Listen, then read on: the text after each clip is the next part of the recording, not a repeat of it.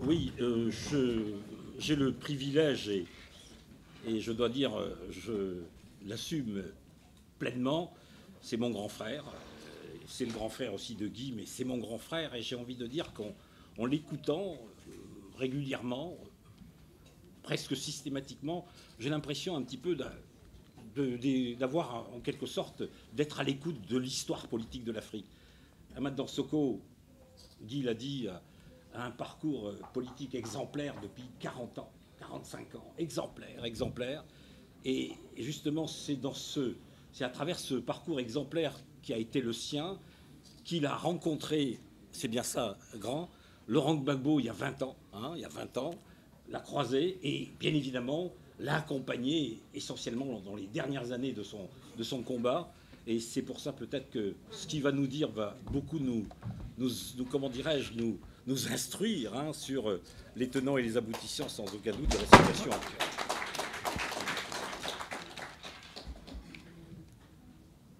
C'est ce micro-là que tu as. Madame, c'est lequel?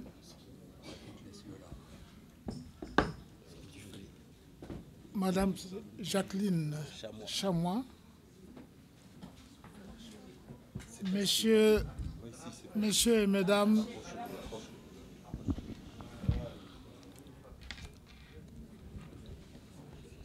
messieurs et mesdames, les membres du comité d'initiative de cette grande association.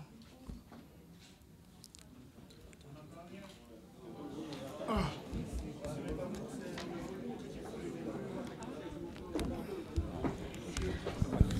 Pardon.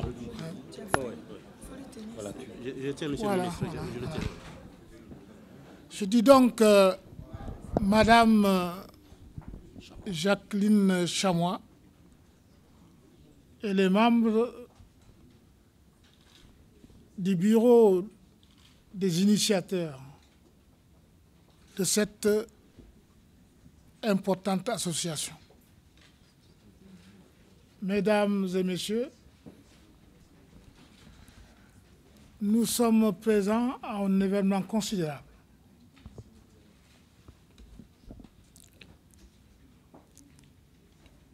Laurent,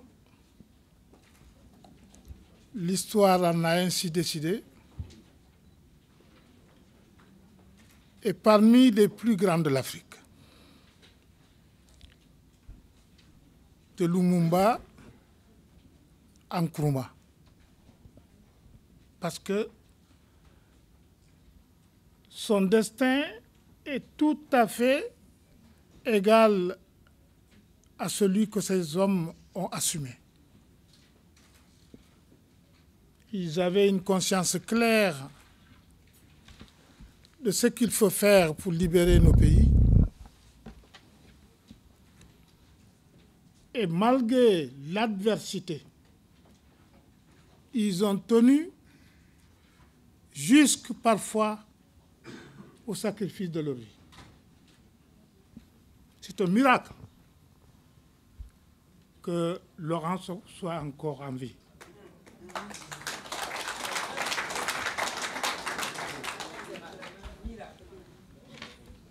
Il est évident que quand on observe les événements tels qu'ils sont déroulés,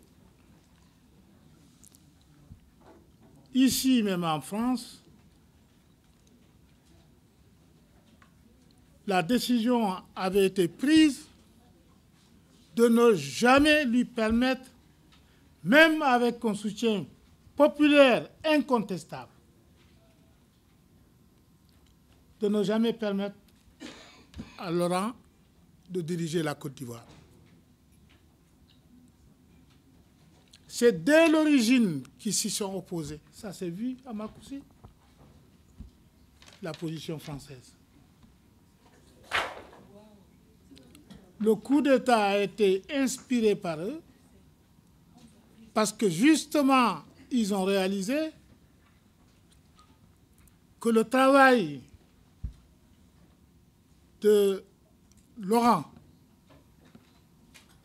pour soulever le peuple ivoirien à la hauteur de son projet politique était tel qu'il était dangereux de continuer, de le laisser travailler. Sinon, son parcours est net et clair. Cela a été souligné tout à l'heure. Il n'a jamais voulu d'un coup d'État. Ce sont les gens qui ont initié des coups d'État qu'ils ont soutenus. Parce que dans leur tête, la puissance des FPI était telle qu'il était exclu à M. Ouattara ou à M. Bédié, tout seul, de tenir tête par le suffrage à la montée du FPI. Le seul moyen d'y mettre fin, il faut une force armée. Il leur faut absolument un bras armé pour l'arrêter. Et ce sont eux qui ont préparé les coups d'État. Le premier coup d'État contre Gueye et le deuxième coup d'État qui a combiné d'ailleurs le premier putschiste avec M. Soro qu'on a télécommandé à partir de Paris jusqu'à Bouaké.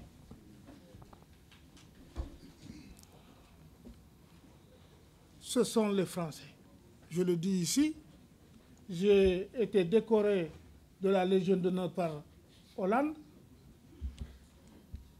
mais justement, je n'ai aucun droit, au nom de cette Légion d'honneur, de couvrir les mensonges.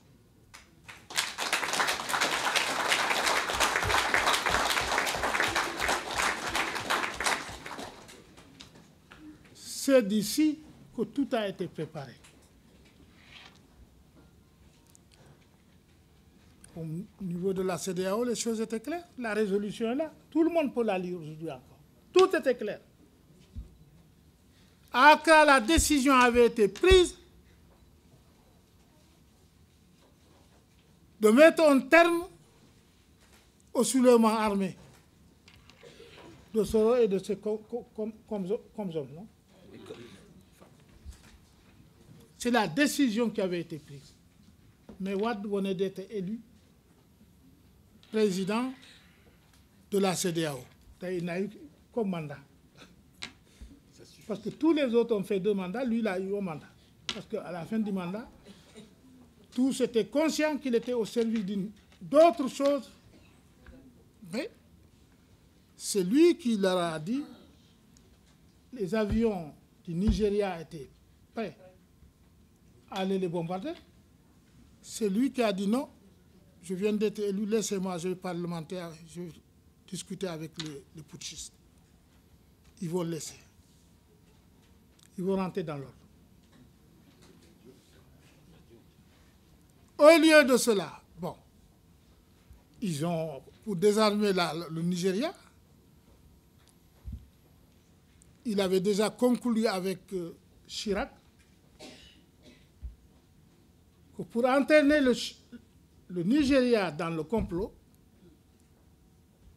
il faut lui faire miroiter que c'est lui qui sera au Conseil de sécurité, en lieu et place de l'Afrique du Sud. C'est la transaction. J'étais en ce moment député de la CEDEAO. Le compte rendu que nous en a fait par le ministre des Affaires étrangères du Nigeria, c'était clair qu'ils avaient fait le choix et nous-mêmes, on nous a amenés à voter une résolution pour soutenir la candidature du Nigeria comme membre du Conseil de sécurité. C'est comme ça qu'ils ont décidé donc de la solution militaire, puisque la solution politique n'est pas possible. Ils n'avaient aucun moyen, ni le PDCI, ni les partisans de Ouattara, encore moins des gens qui n'existaient pas comme Soro, n'étaient capables de soulever la population contre le FPI. Ils ont fait leur coup. Les conséquences sont là. Mais je suis convaincu qu'avec des initiatives comme celle-là, toute l'Afrique est meurtrie. Il y a des gens qui sont évidemment troublés par l'intense conditionnement des médias, des orgues du mensonge, pour faire croire aux gens que Gbagbo était un monstre. Gbagbo n'est pas un monstre. J'ai connu Laurent en 1991.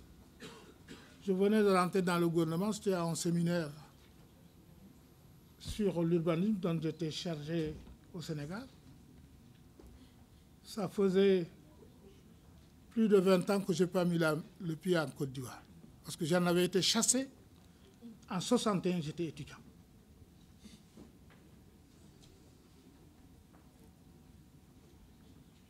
Et Gbagbo, je l'ai rencontré donc à l'occasion de ce séminaire. Je lui ai rendu visite dans sa maison très modeste, où il était sous... Voilà. Et sa dame assise en train de faire de la cuisine. Et nous ne nous sommes plus jamais quittés. J'avais entendu parler de lui, mais j'ai vérifié qu'effectivement, nous avons un homme qui apportera une contribution de première qualité au mouvement de nos indépendants.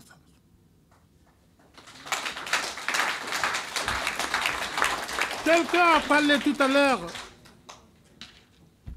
de l'immense culture de Balté. C'est un homme très cultivé. C'est le premier document qui m'a impressionné, c'était un rapport qu'il avait fait sur la question des 3 enjeux auxquels la Côte d'Ivoire va être confrontée dans les années à venir. L'histoire du vieillissement des cacao, l'histoire du bois qui s'épuise, et je ne sais pas le 3e. Et tout ça s'est réalisé. Les difficultés avec les fonds monétaires. En tout cas, pour être bref, nous sommes debout et nous le serons de plus en plus. De plus en plus. L'Afrique entière pense à lui, là où il est. Nous lui présentons nos meilleurs vœux d'anniversaire. Moi, ça fait 5 mois que je suis couché à l'hôpital. C'est là aujourd'hui que je suis sorti pour la première fois.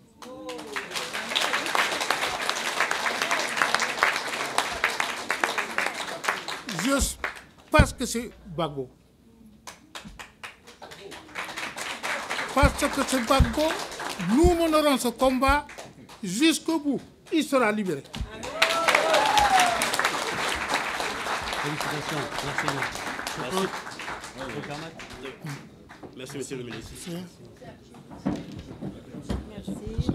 On aurait aimé vous écouter plus longtemps, c'est vrai. Merci. Qui va circuler dans la salle. Il y a des intervenants aussi. Bah, maintenant, c'est la salle. Moi, je vais parler là. Voilà.